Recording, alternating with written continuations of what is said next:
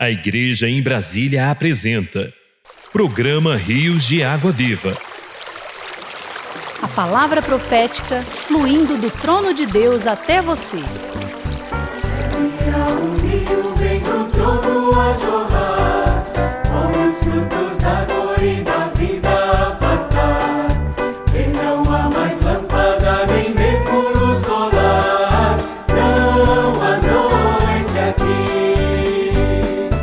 Vem o Espírito e a noiva dizem vem, vem o que ouve a de clamar também. Vem quem tem sede de graça, agora tem água viva jorrar. Dias mais sábios. Quem aborrece a avareza viverá muitos anos. O príncipe falto de inteligência multiplica as opressões, mas o que aborrece a avareza viverá muitos anos. Provérbios 28:16. Não é fácil ocupar um cargo de liderança de um país, seja no poder executivo, legislativo ou judiciário, pois essa é uma posição que exige muita responsabilidade. Infelizmente, muitos de nossos líderes escolhem trilhar o caminho do enriquecimento ilícito e acabam sobrecarregando o povo com pesados impostos. Eles se mostram avarentos e faltos de inteligência e logo perdem a bênção de Deus e deixam de prosperar. O mesmo é verdade para a liderança espiritual. Paulo recomenda escolher bispo que não seja avarento. Ele também prediz que nos últimos dias virão tempos difíceis, pois os homens serão egoístas, avarentos. Essas são as características dos homens em nossos dias. Cada um busca os seus próprios interesses, mesmo que isso implique em prejuízo coletivo. Nossa vida, porém, deve ser sem avareza. Devemos ter confiança em Deus, que não nos deixará e nunca nos abandonará. Ele nos supre todas as coisas, até mesmo sabedoria, pois nada nos impropera. Não devemos seguir a maré deste mundo. Pelo contrário, sigamos o amor. Ele não se conduz inconvenientemente, nem procura os seus próprios interesses. Deus é amor. Cristo, nosso rio, flui do nosso interior. Cristo, nossa árvore, seu fruto tem no sol. Cristo, nosso dia, luz, estrela de esplendor. Cristo é tudo em nós. Vem o Espírito e a Prepare-se, a palavra profética está prestes a ser liberada. de clamar também. Vem quem tem sede de graça, agora tem água viva. Vamos ouvir agora a continuação da mensagem Saía um rio do Éden para regar o jardim. Ao Senhor Jesus, amém, com bom Diariamente perseveravam unânimes no templo e partiam pão de casa em casa e tomavam as suas refeições com alegria e singeleza de coração, louvando a Deus e contando com a simpatia de todo o povo. Enquanto isso, acrescentava-lhes o Senhor dia a dia os que iam sendo salvos. Irmão, não tem coisa melhor do que a gente comer nossas refeições com alegria, não é? Quando você está triste, você está cheio de carga, sobrecarga na sua alma, você não consegue comer com alegria. Você não tem nem vontade de comer. Mas graças a Deus, nós estamos vivendo dias muito alegres, porque nós temos o falar de Deus, nós temos a presença de Deus, nós temos o trono de Deus, onde está a árvore da vida, nós temos o fluir do rio da água da vida, esse rio cujas correntes alegram a cidade de Deus, nos alegra, não é isso? Nós comemos refeições com alegria, louvando a Deus e contando com a simpatia de todo o povo. Enquanto isso, acrescentava-lhes o Senhor dia a dia os que iam sendo salvos. Irmão, essa é a verdadeira vida da igreja. Deus criou o homem, plantou o jardim no Éden, e Deus colocou o homem no jardim do Éden porque Deus quer ver o homem alegre. Alegre. Romanos 14. Como é a verdadeira vida da igreja? Versículo 17. Onde está o trono de Deus? É onde está a árvore da vida? É onde flui o rio da vida? Irmãos, está o reino de Deus. Onde está o trono de Deus? Onde Deus governa. E Deus governa pela sua palavra. Porque o reino de Deus não é comida nem bebida. Mesmo que você coma com alegria, né?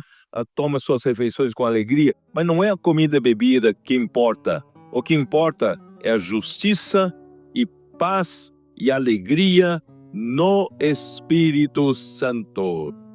Graças a Deus que eu fluí desse rio fazendo imersão ultra refinada. Como é que os adolescentes fazem?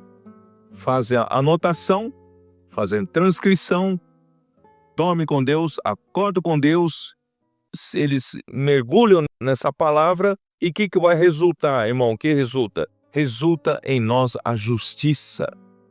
E essa justiça, pouco a pouco, vai ser a sua veste de justiça subjetiva. Um lugar que tem justiça, tem paz. Um país que não tem justiça, vive no ambiente de injustiça, esse país não tem paz. Quando há justiça, há paz. E quando há paz, há alegria. Graças a Deus, hoje na igreja, nós estamos debaixo do governo de Deus, tem uma presença de Deus na palavra, nós amamos a palavra de Deus, nós operacionalizamos a ordem que vem pela palavra de Deus, irmãos, o resultado é justiça, paz e alegria no Espírito Santo. Aquele que desse modo serve a Deus é agradável a Deus e aprovado pelos homens. No meio da Bíblia, há outra menção do rio. Está em Ezequiel 47.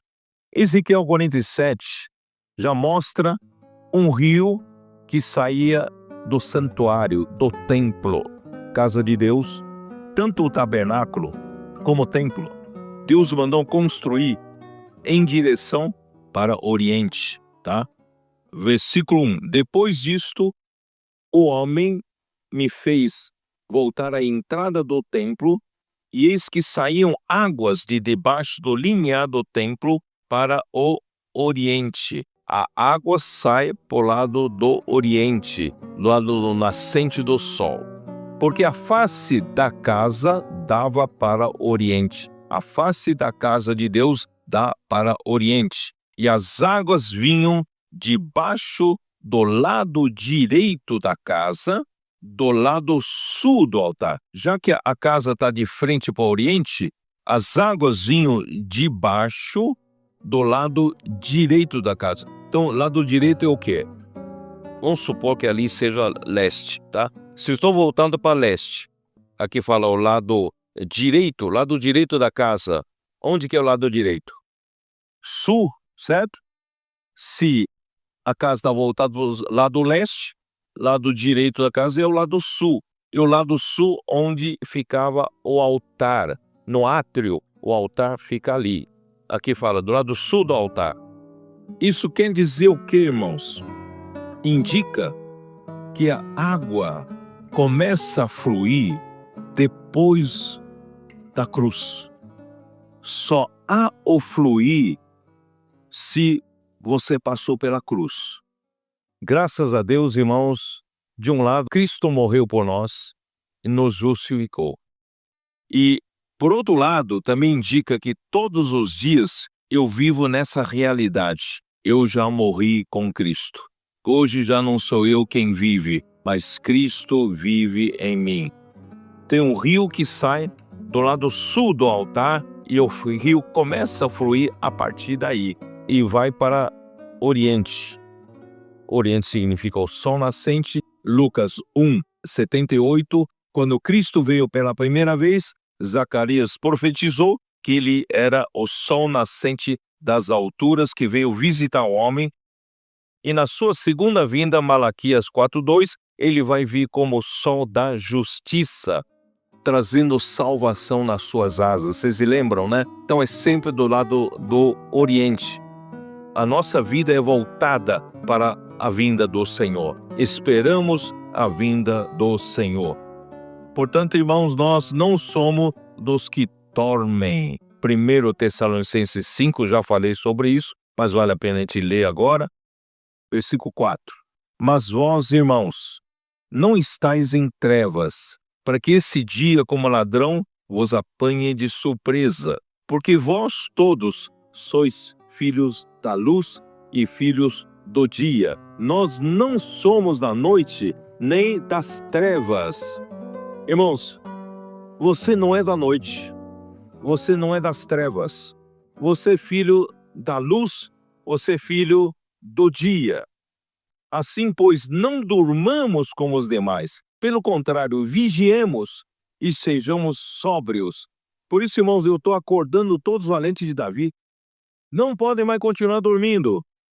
Já é hora de vos despertardes do sono. Senão, você vai viver como alguém que é da noite. Nós não somos da noite. Nós aguardamos a vinda do Senhor. A nossa vida está voltada para o Oriente. Então, irmãos, vamos acordar, vamos servir ao Senhor na casa do Senhor, participar dessa obra maravilhosa, das operações que vão trazer o Senhor de volta, pregando o Evangelho do Reino, levando nossos missionários para todos os continentes, e nós aqui, onde estivermos, edificamos a igreja, continuamos a apacentar as pessoas. Vamos trazer multiplicação e consolidação através dos nossos jovens, nosso TCI, Vem Ver, Missão Família, imersão ultra refinada, câmara de energização, câmara de ressonância. Não vamos trazer o Senhor de volta. Esse é o nosso encargo, né? Porque nós não somos da noite. Eu não sou das trevas. Eu não sou da noite. Eu sou da luz. Eu sou filho da luz, eu sou filho do dia. Amém. Agora, vamos falar um pouquinho sobre Ezequiel 47. Vamos falar um pouco sobre o homem com o cordel na mão para medir, não é isso? Quem é esse com o cordel na mão para medir? Por que está medindo aqui, né? Vamos dar uma olhada aqui. Versículo 2. Ele me levou pela porta do norte e me fez dar uma volta por fora até a porta exterior, que olha para o oriente, e eis que corriam as águas do lado direito, lado sul. Saiu aquele homem para o oriente, tendo na mão um cordel de medir, mediu 1000 côvados, e me fez passar pelas águas que me davam pelos tornozelos. Então, quem é esse homem com o cordel de medir na sua mão? Esse homem, irmãos, é Cristo. Por quê? Porque em Ezequiel, a primeira menção desse homem que tem na mão o cordel de medir está em Ezequiel 40. Dá uma olhada. Versículo 3. Ele me levou para lá, e eis um homem cuja aparência era como a de bronze. Estava de pé na porta e tinha na mão um cordel de linho e uma cana de medir. Quem é esse? Esse é Cristo. Aqui fala que ele tinha aparência como a de bronze. Na Bíblia, bronze refere-se a aquilo que passou pelo julgamento de Deus, aquilo que passou pela provação, teste e que foi aprovado. Então, Cristo, ele é aquele que foi testado, provado, ele veio aqui na terra, ele nasceu aqui na terra humildemente, numa manjedoura, não foi recebido por nenhum hotel 5 estrelas, nenhuma maternidade de luxo. Ele nasceu num coxo de animais, né? E ele foi maltratado enquanto viveu aqui na terra, injuriado, ele foi difamado, mas ele veio, na verdade, salvar o homem, mas ele não se importou porque ele veio para isso. Isso tudo é para provar o bronze. Ele estava sendo provado e testado. Ele veio para os seus e os seus não o receberam. Os líderes judeus não só não receberam, ainda fizeram de tudo para matá-lo, né? Então ele passou pelo teste do sumo sacerdote, dos sacerdotes, dos saduceus, dos fariseus. Quer dizer, ele passou como aquele cordeiro pascal que foi examinado e no final foi aprovado como o Cordeiro de Deus. Então, nosso Senhor Jesus Cristo, ele é aquele que tem a aparência de bronze, porque ele foi provado, ele foi testado, ele ainda sofreu a morte de cruz pela obediência ao Pai, e Deus o aprovou. Ele tem a autoridade para medir. Sabe o que significa medir? Ele tem a qualificação de medir, ele tem a qualificação de julgar e aprovar. Porque todo material para edificação da casa de Deus não pode ser material qualquer. Tem que ser provado e aprovado. Então, se você quer ser um material de edificação para a igreja, você precisa ser provado. Por isso que Pedro, na sua epístola, primeira epístola, capítulo 1, ele fala: nós estamos sendo provados como pelo fogo, para que o valor da nossa fé seja provado e seja aprovado e ganhe louvor diante de Deus. Você não pode edificar a igreja com a sua capacidade natural. Tudo tem que passar pela aprovação, e quem vai te provar e aprovar, irmãos, é Cristo. Esse homem tem qualificação para medir. Então, a cada 1000 côvados medidos pelo homem, as águas subiam de nível. Por isso, irmãos, você deve estar percebendo que, puxa, de vez em quando você passa por uma aprovação, ainda que você esteja servindo ao Senhor, irmãos, quanto mais Deus mede você, mais prova você, mais pressão a você. Você tem reclamado de muita pressão, não? Os comportores têm pressão nas ruas, os irmãos e irmãs na igreja têm pressão do dia a dia, sabe? Pressão em servir ao Senhor, pressão de todo lado. Irmãos, essa pressão, na verdade, é Deus usando Cristo para medir você. Quando Ele mede 1000 côvados, Ele aprova você, o nível de água sobe, tá? Então aqui diz: saiu aquele homem para o oriente, mediu 1000 côvados e me fez passar pelas águas. As águas já me davam pelos tornozelos, a água já subiu um pouco mais. E quando o nível da água ainda está pelos tornozelos, irmãos, eu ainda tenho muita liberdade, não é isso? As crianças gostam de brincar na praia, né? Um pouco de água, e pisam na água, né? Espirra para todo mundo. É uma alegria ver a criança brincando na água. Irmãos, é que enquanto a água estiver pelos tornozelos, nós, homens, ainda temos muita liberdade para agir. Então aí o Senhor precisa medir mais. Aí mediu mais 1000 e me fez passar pelas águas. As águas já estavam pelos joelhos. Seja até mais dificuldade de se mover por causa da resistência da água, certo? Porque você já está mais comprometido com o fluir do rio. E ele mede mais você. Ele mede mais 1000, vai para onde? Mediu mais 1000 e me fez passar pelas águas que já me davam pelos lombos, quase na cintura aqui, né? Me dava pelos ombros. Aí já é mais difícil você se movimentar. Na verdade, irmãos, cada vez mais Deus quer limitar a liberdade do nosso homem natural, para que ele possa nos levar para o fluir do rio. O Espírito precisa ter liberdade em usar você para movimentar você. Ainda não está bom, pelos ombros não está bom. Mediu ainda outros 1000 e era já um rio que eu não podia atravessar, porque as águas tinham crescido, águas que se deviam passar a nado, rio pelo qual não se podia passar. Por quê?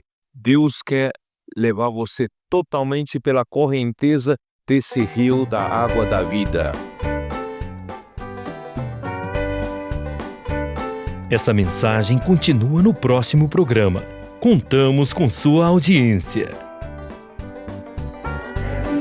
Um rio vem do trono a jorrar, com os frutos da dor e da vida a fartar. E não há mais lâmpada, nem mesmo luz solar, não há noite aqui. Vem o Espírito e a noiva dizem vem, vem o que ouve a de clamar também. Vem quem tem sede de graça, agora tem água viva jorrar. Cristo nosso rio flui do... Alimento diário. Livro 3. Saía um rio do Éden. Autor Pedro Dong.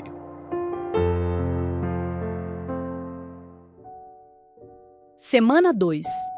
Saía um rio do Éden para regar o jardim. Quarta-feira. Ler com oração. Toda formosura é a filha do rei no interior do palácio. A sua vestidura é recamada de ouro. Em roupagens bordadas conduzem-na perante o rei. Salmos 45, 13 e 14, parte A.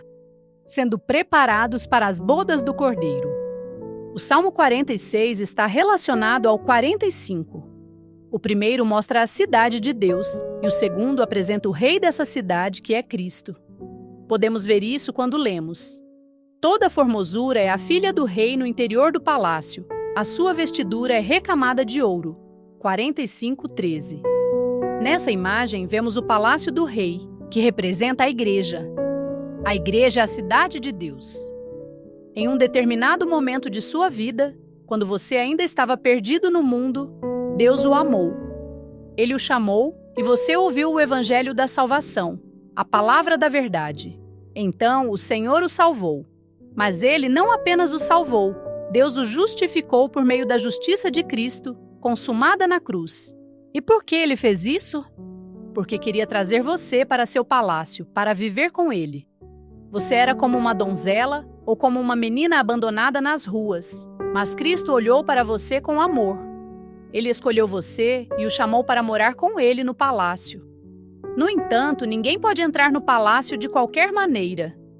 É preciso estar adequadamente vestido, e foi o próprio Deus quem lhe deu essa roupa, a justiça de Cristo. Essa vestidura é recamada de ouro. O ouro significa a natureza divina. Deus lhe deu a vida, o regenerou. Você nasceu de novo com a vida de Deus, e agora é um filho legítimo de Deus. Cristo fez tudo isso por nós. Todos nós éramos essas meninas de rua que Deus trouxe para seu palácio. E agora estamos sendo preparados para as bodas do Cordeiro. Cristo quer casar-se com sua noiva, e nós fazemos parte dessa noiva. Fomos chamados, justificados e trazidos para a igreja. No entanto, ainda há muito em nós que precisa ser retirado. Carregamos traços do velho homem e dos elementos da corrupção. Muitas vezes ainda vivemos segundo a árvore do conhecimento do bem e do mal, ora inclinados para o lado do mal, ora para o lado do bem. Isso não condiz com uma filha do rei. Em roupagens bordadas conduzem-na perante o rei. As virgens, suas companheiras que a seguem, serão trazidas à tua presença. Serão dirigidas com alegria e regozijo. Entrarão no palácio do rei. Salmos 45, 14 e 15. Nesse palácio, Deus nos está preparando uma segunda veste, uma roupagem bordada. Esta requer um pouco de sofrimento, pois a bordadura é feita de agulhada em agulhada. Estamos sendo preparados para o casamento, sendo justificados de forma subjetiva. Cristo já nos concedeu a veste da justiça objetiva. Essa é uma obra que ele realizou por nós. Agora, cabe a cada um de nós preparar a segunda veste. Ao fazer imersão na palavra, inculcando-a no coração, servindo ao Senhor com fidelidade e responsabilidade, e produzindo frutos para ele nas ruas, estamos bordando essa veste. Ao final, se você estiver totalmente preparado, como uma noiva pronta, você será conduzido para se casar com o rei. Para aqueles que amam a vinda do Senhor, quando ele voltar, haverá as bodas do Cordeiro.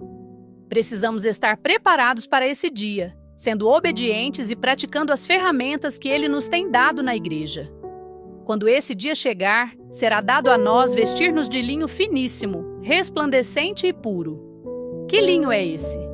A própria veste bordada, porque o linho finíssimo são os atos de justiça dos santos. Versículo 8, parte B. Cabe a você bordar essa veste ouvindo a palavra com diligência, inculcando-a no coração, por meio da imersão ultra refinada e servindo ao Senhor com fidelidade. Assim, pouco a pouco, essa veste é bordada em você. Ela é sua justiça subjetiva. Bem-aventurados os que são chamados à ceia das bodas do Cordeiro. Que sejamos achados preparados com essa segunda veste, prontos para estar diante de Cristo. Esperamos você amanhã. para mais uma leitura do Alimento Diário. Vem o que ouvi, a de clamar também. Vem quem tem sede de graça, agora tem água viva jorrar. Limpa as nossas vestes para a árvore desfrutar. Ao Senhor Jesus, amém, quão bom é invocar. Nosso espírito exercitamos para o tocar. Oh, que Cristo bom. Vem o Espírito e a noiva dizem vem. Por onde o rio passar, por onde o rio passar. Alguém fiel não é teórico, mas responsável, muito prático. De Deus conhece o coração, dá frutos em ressurreição. Está a árvore da vida acessível hoje está. Junto a ela flui um rio, flui a fim de me alcançar. Sai do trono, suas torrentes vem do Cordeiro a fluir. Se veio o Cristo do Oriente com seu cordel nos medir. O Senhor me mediu água pelos tornozelos. E de novo mediu, fez subirem aos joelhos. Mede mil, aguentava-me nos lombos. Mede mil e o rio já me governava todo. Mede mil, aguentava-me nos lombos. Mede mil e o rio já me governava todo. Assim é a palavra que me purifica. Me lava, lava, lava e me santifica. Para as bodas fui chamado, minhas vestes vou bordar. Na pressão eu sou provado e aprovado vou reinar. Hoje o reino prego, pra justiça levou. Minha alegria sem igual, pois de Deus sou o canal. Minha alegria sem igual, pois de Deus sou o canal. Minha alegria sem igual, pois de Deus sou o canal.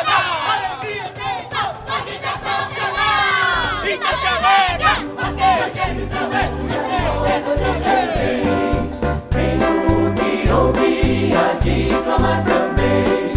Vem quem tem sede de graça, agora tem água. Temos assim ainda mais confirmada a palavra profética, e você faz bem em dar ouvidos a ela. É como a uma candeia que brilha no meio da escuridão, até que o dia clareie e a estrela da alva nasça em seu coração. Estrela de esplendor, Cristo é tudo em nós. Vem o Espírito e a noiva dizem vem. Vem o que ouvi, a de clamar também. Vem quem tem sede de graça, agora tem água viva jorrar. Você que nos acompanha pela internet, deixe o seu comentário, o seu gostei. Será uma alegria entrar em contato com você. Exercitamos para o tocar. Oh, que Cristo bom. Vem o Espírito e a noiva dizem vem. Vem o que ouvi, a de clamar também. Vem quem tem sede de graça, agora tem água viva jorrar. Temos uma casa mais brilhante que o sol, onde todos os irmãos de fato são um só. Para exibir-lo foi que Cristo nos juntou, como igreja lá. E você que ouve o programa Rios de Água Viva pelo rádio em sua cidade, também pode falar conosco pelo número 61 98412 7970. Água viva jorrar.